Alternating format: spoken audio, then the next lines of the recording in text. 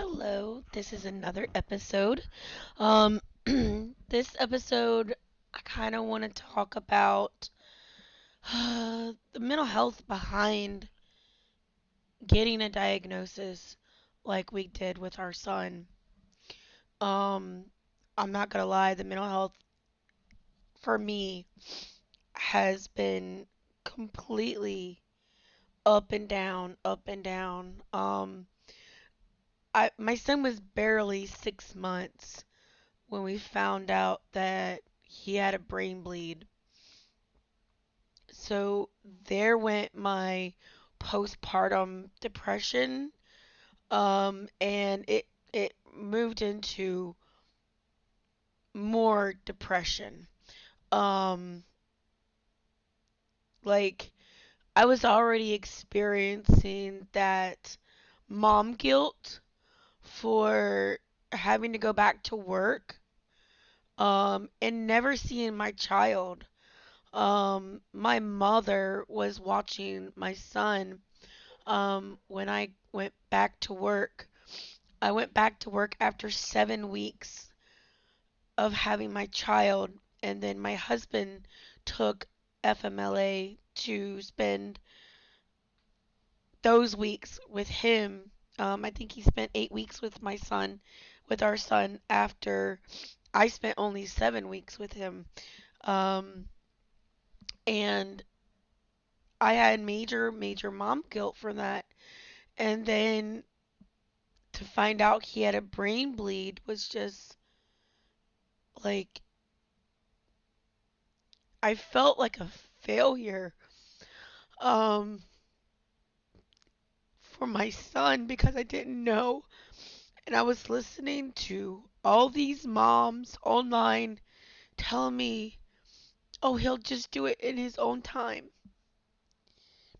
But I knew there was a gut feeling that there was something going on with my kid because um he wasn't meeting the milestones that other kids were meeting in his age bracket, in his month, because I joined a support group for moms with kids that were born in July.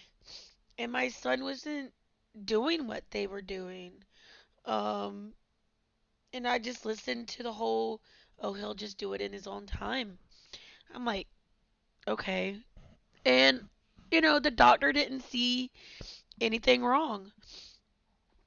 But I take video, I take pictures all the time. And now it's like looking back, there were so many signs that my son was of a autistic nature, that there was something going on. Like at 6 months, right after the brain bleed, I have a video of my son stimming. He was 6 months and stimming. And I'm like, what is this? I called it the Hulk, where he would just get so angry and so look like he was angry, but he was like, I don't know, frustrated at the same time. There are signs like all around us. Um, the big head at 4 months, you know. But it was just like I feel like a failure because I didn't do enough before I even got pregnant, to be honest. Um, like talk about mom guilt. When we got the diagnosis of the UBTF and the SDHA, like one, we don't know where the SDHA came from. Then two, the UBTF came from me. Um, how do you live? How do you live with that? Like how do you live with the fact that you were being tested for this disease prior to you getting pregnant in a way, but you didn't know it was a disease. You thought it was something totally and completely different than what you've now found out. I understand it's a rare disease and I had no idea at the time. Um, but it's like in the back of my mind, I just I wish I had done more. I wish I had pursued it more. Um, but I had no clue um at the time that I got my brain diagnosis with white matter disease. And I know that is the disease only because last year when Carter got his MRI, you can see the white matter and they compared my last MRI to his last MRI and we both have the same white matter spots. And they said it's neither good and it's neither bad, but they say that it's similar. So he's got the same brain I do. Carter is my exact replica, down to obviously the disease, DNA, like blood. Like the only difference between me and Carter is that he's a boy and I'm a girl. Like he is my replica. He looks like me. He gets sick just like I was when I was his age. Um, he's got the same blood type as me. He's got the same facial features as me. Like this kid is me, but in boy form. And it's scary, like the fact that I struggled academically in school, you know, and then to come to find out that it was a rare disease the entire time that I've been dealing with my entire life, not fitting in with people, being on the outside of people, being the socially awkward person. But it's like, how do you deal with that? So myself and my husband are in marriage counseling. And then I just recently started like a individual counseling as well, but I've only been to one session only because for the past 2 or 3 weeks I've been sick with like a virus slash possible pneumonia. So I have been unable to go to my individual counseling, but I've always gone to some type of individual counseling my entire life. So I've tried to keep up with my therapy. um, Medicine doesn't seem to work with me. And I'm wondering if it's because of the disease, to be honest. Like, I feel like a zombie on medication. I don't feel like I'm better. I just feel like I'm not there. And so, I have taken vitamins that help with mood and stuff like that. And I think I'm going to go back into that um, to help with my mood, help with my anxiety, help with my stress, because I don't really like pharmaceutical medications because of how they make me feel. But um, but yeah, like I feel like you know what helps me is being in control. Helps my mental health in a way, like fighting for my kid, talking about my kid, talking about his story, putting videos online and getting his story out, and it actually making a difference helps me make up for that mom guilt and makes me feel a little bit better on my mental health side. Um, Doing this podcast, like being able to get out my feelings, my thoughts, it helps a lot to just talk about it. I don't have anyone really that I feel like can completely understand how I'm feeling. Yeah, my husband, this is his kid too, but he didn't have this child. He didn't carry this kid for 9 months and think, you know, went through all the things that I went through with him and then to find out that I had a disease that carried to him. Um, I thought, you know, the drinking, the the colonoscopy, the roller coaster would have killed my kid. Um, Prior to him being born, because of like, you know, but I didn't know at the time I was pregnant. Um, but to find out that your genetics could conceivably kill your kid, that's just, it's scary. Um, so I wanted to have another child before we found out about, his disease. And so when I found out that I gave him this disease, my body did. Um, I didn't want to have to do that to another child.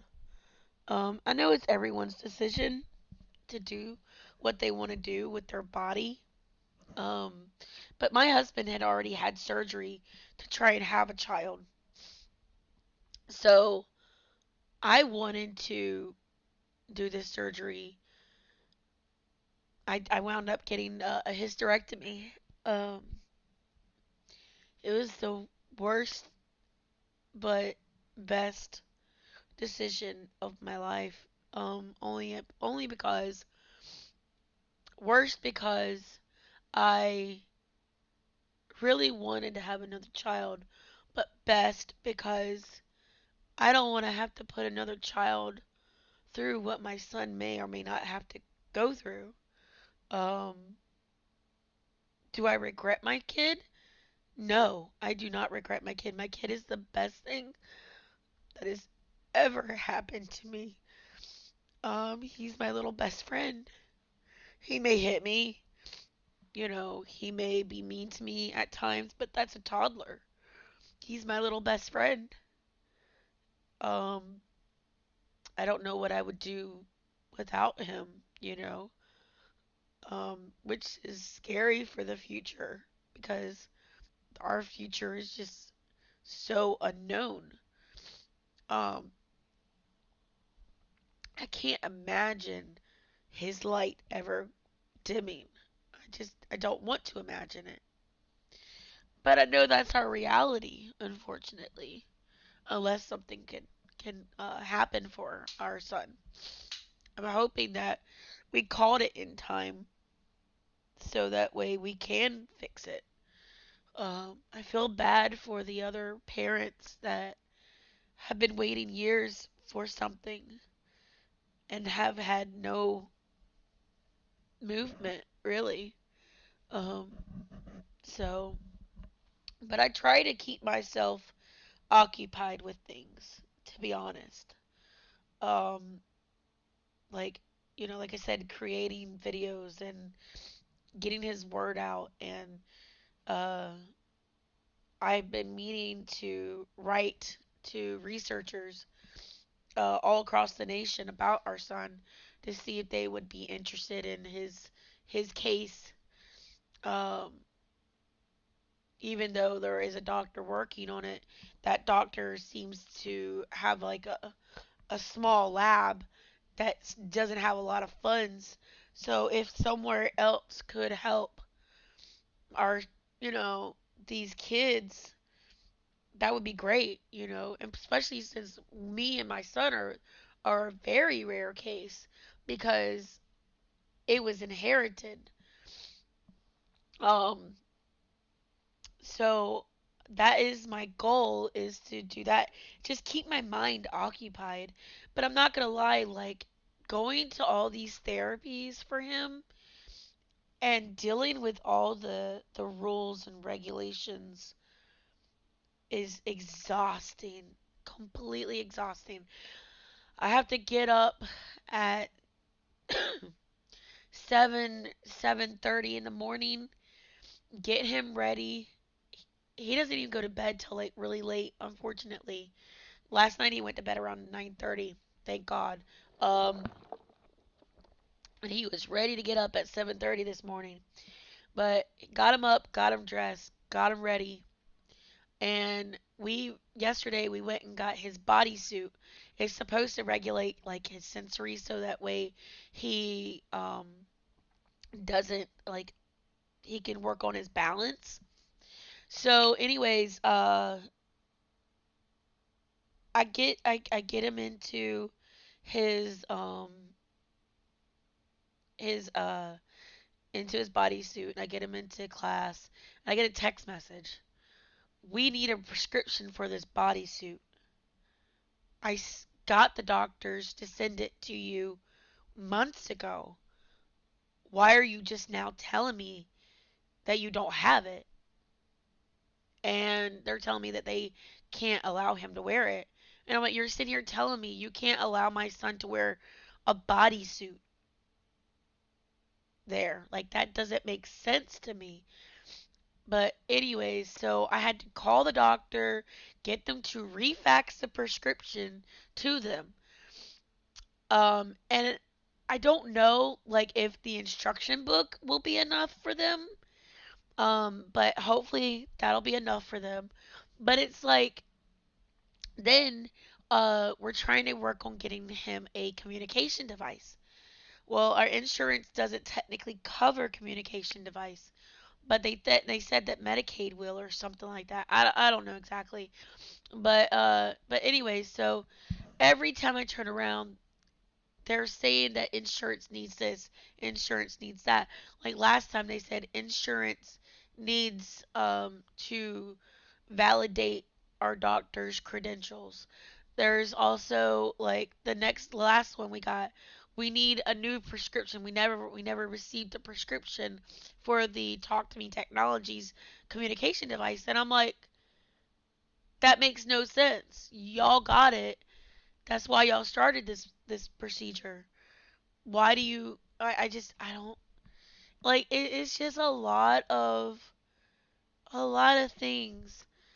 And then on top of having to deal with paperwork and taking him to therapy really early in the morning, like all the therapies. Carter goes to ABA Monday through Friday.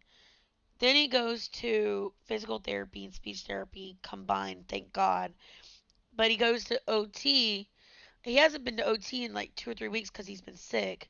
But he goes to regular OT and then he just started Aqua OT. And like it's a lot. How is one supposed to get a job taking their kid to all these therapies? My son does not qualify for all the programs that they allow for kids with disabilities until he's 3 years old. So he can't apply for any of these programs till he's 3. So I can't get financial assistance to be able to stay home and take my kid to these therapies.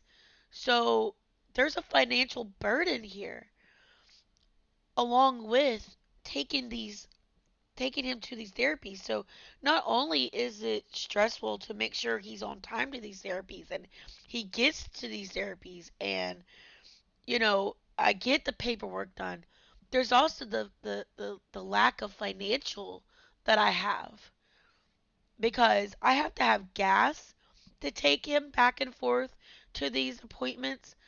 I also have to have food to bring him or take him or leave with him or something like that. Like we are constantly on the road.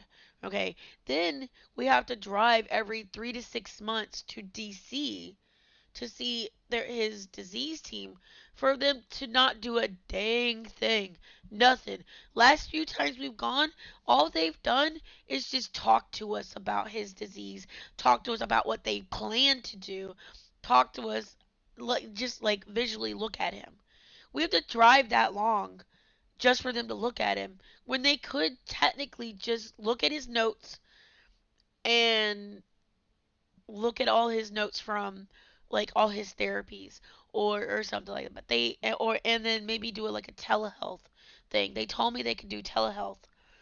Um so it's very daunting cuz then My husband has to have FMLA, right? So um we're dealing with that. Like his job, so he works as a correctional officer currently, and he's trying to keep it together because that's our only insurance for our son. And it's good at insurance. It's PPO, so it can be used anywhere in the nation that PPO can be used. Um, and he's stressing himself to make sure he keeps it for Carter and for myself too, because I also have a lot of sickness issues as well going on. And his job cares nothing about the fact that he has a sick child. All they care about is basically that you make it into work. Um, Recently, my husband took off for FMLA to take our son to the doctor because, like, we are fighting the fact that we think that our son has an immune issue, but there's not enough research about the disease to determine that. But I will explain later why I feel this way. I don't have a degree, but I have a degree in mom knowledge, you know? Yeah. Anyways, that's my word. But anyways, so um he took off and we went to this pediatrician's office, okay? My husband has FMLA. Well, the day that he took off, he missed supposedly like a 2 hour call in window. There shouldn't even be a call in window for FMLA because there are things that happen last minute. Um, but the everyone denied him and they even wrote him up for this. And I'm like, are you serious right now? You wrote him up to take off to take care of his child and something that is covered federally under FMLA regulations. So we are working on getting that reported federally currently because we feel like that was a violation of his FMLA rights, and they're interpreting their laws and regulations with FMLA. How are you going to have a 2 hour call in window for FMLA when you have a son with a rare disease and there's like rare appointments and stuff like that? Like my husband is part caretaker, you know. So and they tell you you don't have to tell them what's going on. But at the same time, it's like you feel like if you explained what was going on with your kid, maybe they would give a damn. But they don't. They don't give a damn. They really don't. It's correctional. They don't care. They really don't. All they care about is making sure they got bodies at the institution. And, you know, the major was quivering in his boots when we found out that what they were doing was wrong. We got backup for it. We got a guy that helps us. He actually is a well-known whistleblower within the Department of Corrections, and he knows he used to be like an investigator and stuff like that. Like, so I run everything by him and I tell him what's going on, and he's helped us out. So, anyways, yeah. So we are dealing with those emotions too. Like, you know, we're getting like we're they're making our life living hell while we're already living in hell. Like, what kind of people do that? Like, it's crazy. So you have to find a way to depart the compartmentalize a lot of this stuff, and not think the worst. And it's so hard not to. It really isn't. Like, you know, immediately my mind goes to the fact that my son could die. Like, So of course, my family's like, let's not think about that. It's hard not to. It's so hard not to think about that. I don't want that to happen, and I don't think I'll ever be totally prepared for that. Obviously, like who can prepare for the death of your child, and I've learned with this disease and with other leukodystrophies, they give you a timeline, but it's up to the child's body um when it will give out, pretty much, um or not. um so it's just